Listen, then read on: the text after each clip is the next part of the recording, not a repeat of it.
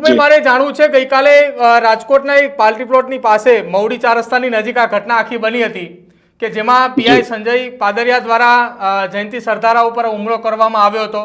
કયા કારણોસર એ હુમલો થયો હતો અને કોઈ ખાનગી એક સામાજિક કાર્યક્રમ હતો તેમાં એક બોલાચાલી પણ થઈ હતી? કિશનભાઈ, એકચ્યુઅલી ગઈકાલે જે કાર્યક્રમ હતો એક ફેમિલીનો કાર્યક્રમ હશે કોઈ પાર્ટી પ્લોટમાં, અને એ પ્રસંગમાં બંને મિત્રો મળ્યા છે.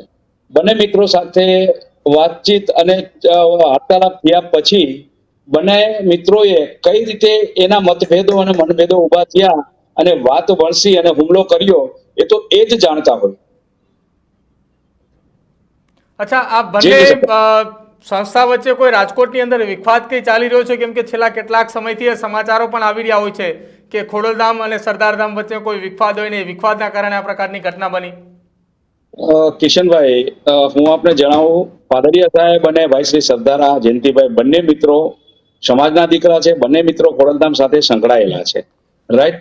બીજી વાત આવે છે વિવાદની, તો સરદારધામ અને ખોડલધામ બંને સમાજની સંસ્થાઓ છે. બંને સંસ્થાઓ પોતપોતાની વિચારધારા પ્રમાણે સમાજ ઉત્થાન અને સમાજ વિકાસના કાર્યો કરતી હોય છે. એટલે બંને સંસ્થાઓને લઈને આ વિવાદ થયો હોય એવું નથી.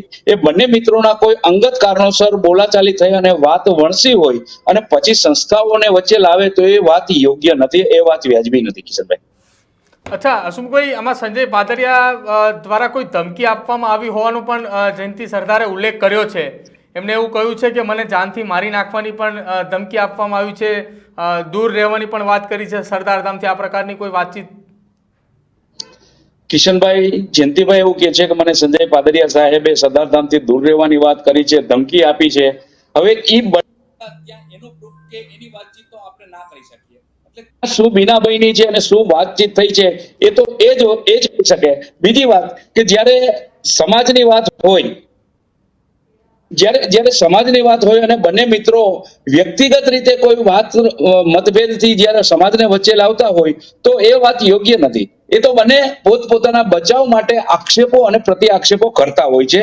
એમાં સંસ્થાઓએ કંઈ લેવા દેવાનું નથી હોતું. બીજું કિશનભાઈ, આપને જણાવું કે આદરણીય નરેશભાઈ હાલ એબ્રોડ છે. જ્યારે બી આ ઘટના બની અને અમને જાણ થઈ ત્યારે અમે નરેશભાઈ વાત કરી ત્યારે નરેશભાઈએ પણ ખૂબ દુઃખ વ્યક્ત કર્યું છે. એમને પણ આ ઘટનાને કમનસીબ જણાવી છે અને કીધું છે કે જે થયું છે એ યોગ્ય નથી અને આવું ના થવું જોઈએ. એટલે આમાં સંસ્થાઓ હોય કે સંસ્થાઓની કોઈ જાતનું ઇન્વોલ્વમેન્ટ હોય એવું કોઈ પણ અંશે યોગ્ય, વ્યાજબી કે તથ્યવાળી વાત નથી. અચ્છા હસમુખભાઈ, બંને સંસ્થા સૌરાષ્ટ્રની અંદર ખૂબ મોટું નામ છે બંને સંસ્થાનું, ગુજરાતની અંદર પણ ખૂબ નામ છે આ બંને સંસ્થાનું. બંને સંસ્થાના કાર્યકર્તાઓ અથવા સામાજિક આગેવાનો છે તે આ રીતે જો સમાજની સામે જાહેર રસ્તા ઉપર આ પ્રકારે બંને વચ્ચે ઝઘડો થાય, આ પ્રકારે તમામ જગ્યાએ સોશિયલ મીડિયામાં એ બંનેના નામ પણ વાયરલ થાય અને સંસ્થાના પણ નામ વાયરલ થાય, તો આ પ્રકારે આગળ વધતા સંસ્થાની છબી પણ ખરડાય ને આમાં તો. એટલે જ કિશનભાઈ, હું આપણે એ જ કહું છું કે બંને સંસ્થાઓ સમાજ માટે અને સર્વ સમાજ માટે કામ કરતી સંસ્થાઓ છે. બંને સમાજના ઘણા બધા આગેવાનો એવા છે કે જે બંને સંસ્થાઓમાં કોમન ટ્રસ્ટી હોય. એટલે મતભેદ કે કોઈ પણ પ્રકારના પૂર્વગ્રહ હોવાનો કોઈ સવાલ જ નથી, કોઈ શંકા જ નથી. પણ જ્યારે આ બાબત બને છે અને પોતાના અંગત મતભેદોને લઈ અને જે કઈ ઘટના બને છે એ ઘટનાને આપણે સમાજ કે સંસ્થાના નામે લાવી દઈએ તો એ વાત યોગ્ય નથી. આગામી સમયની અંદર બંને સંસ્થાના પ્રમુખો દ્વારા અથવા બંને સંસ્થાના સામાજિક આગેવાનો દ્વારા કઈ પ્રકારની ચર્ચાઓ કરવામાં આવશે કે આખો મામલો જે છે તે સામે આવ્યો ત્યારબાદથી? હવે જી કિશનભાઈ, હું આપને જણાવું ને કે પેલા બી કીધું કે નરેશભાઈએ જર્મનીમાં બેઠા બી ખૂબ જ ચિંતા વ્યક્ત કરી છે અને એમને એમ પણ કર્યું છે કે જે બન્યું છે કમનસીબ છે. અને જ્યારે બી હું ભારત અને રાજકોટમાં આવું છું ત્યારે આ બાબત સમાજના આગેવાનો સાથે બેસી અને આ જે કઈ બીના બની છે એમાં યોગ્ય ઘટતું શું થઈ શકે એ કરવા માટેની તમામ પ્રકારની તૈયારી અને ચિંતા વ્યક્ત નરેશભાઈ ત્યાં બેઠા પણ કરી છે. મારે જાણવું છે, ગઈકાલે રાજકોટના એક પાર્ટી પ્લોટની પાસે મવડી 4 રસ્તાની નજીક આ ઘટના આખી બની હતી કે જેમાં પીઆઈ સંજય પાદરિયા દ્વારા જયંતિ સરદારા ઉપર હુમલો કરવામાં આવ્યો હતો. કયા કારણોસર એ હુમલો થયો હતો અને કોઈ ખાનગી એક સામાજિક કાર્યક્રમ હતો તેમાં એક બોલાચાલી પણ થઈ હતી? કિશનભાઈ, એકચ્યુઅલી ગઈકાલે જે કાર્યક્રમ હતો એક ફેમિલીનો કાર્યક્રમ હશે કોઈ પાર્ટી પ્લોટમાં, અને એ પ્રસંગમાં બંને મિત્રો મળ્યા છે. બંને મિત્રો સાથે વાતચીત અને વાર્તાલાપ થયા પછી બંને મિત્રોએ કઈ રીતે એના મતભેદો અને મનભેદો ઉભા થયા અને વાત વણસી અને હુમલો કર્યો, એ તો એ જ જાણતા હોય. અચ્છા, આ બંને જી કિશનભાઈ. સંસ્થા વચ્ચે કોઈ રાજકોટની અંદર વિખવાદ કઈ ચાલી રહ્યો છે? કેમ કે છેલ્લા કેટલાક સમયથી એ સમાચારો પણ આવી રહ્યા હોય છે કે ખોડલધામ અને સરદારધામ વચ્ચે કોઈ વિખવાદ હોય ને એ વિખવાદના કારણે આ પ્રકારની ઘટના બની. કિશનભાઈ, હું આપને જણાવું, પાદરિયા સાહેબ અને ભાઈ શ્રી સરદારા જયંતિભાઈ બંને મિત્રો સમાજના દીકરા છે. બંને મિત્રો ખોડલધામ સાથે સંકળાયેલા છે, રાઈટ. બીજી વાત આવે છે વિવાદની, તો સરદારધામ અને ખોડલધામ બંને સમાજની સંસ્થાઓ છે. બંને સંસ્થાઓ પોતપોતાની વિચારધારા પ્રમાણે સમાજ ઉત્થાન અને સમાજ વિકાસના કાર્યો કરતી હોય છે. એટલે બંને સંસ્થાઓને લઈને આ વિવાદ થયો હોય એવું નથી. એ બંને મિત્રોના કોઈ અંગત કારણોસર બોલાચાલી થઈ અને વાત વણસી હોય અને પછી સંસ્થાઓને વચ્ચે લાવે તો એ વાત યોગ્ય નથી, એ વાત વ્યાજબી નથી. કિશનભાઈ, અચ્છા હસમુખભાઈ, આમાં સંજય પાદરિયા દ્વારા કોઈ ધમકી આપવામાં આવી હોવાનો પણ જયંતિ સરદારે ઉલ્લેખ કર્યો છે. એમને એવું કહ્યું છે કે મને જાનથી મારી નાખવાની પણ ધમકી આપવામાં આવી છે, દૂર રહેવાની પણ વાત કરી છે સરદારધામથી. આ પ્રકારની કોઈ વાતચીત? કિશનભાઈ, જયંતિભાઈ એવું કહે છે કે મને સંજય પાદરિયા સાહેબે સરદારધામથી દૂર રહેવાની વાત કરી છે, ધમકી આપી છે. હવે એનો પ્રૂફ કે એની વાતચીત તો આપણે ના કરી શકીએ.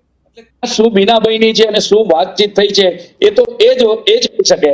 બીજી વાત કે જ્યારે સમાજની વાત હોય, જ્યારે સમાજની વાત હોય અને બંને મિત્રો વ્યક્તિગત રીતે કોઈ વાત મતભેદથી જ્યારે સમાજને વચ્ચે લાવતા હોય તો એ વાત યોગ્ય નથી. એ તો બંને પોતપોતાના બચાવ માટે આક્ષેપો અને પ્રતિ આક્ષેપો કરતા હોય છે.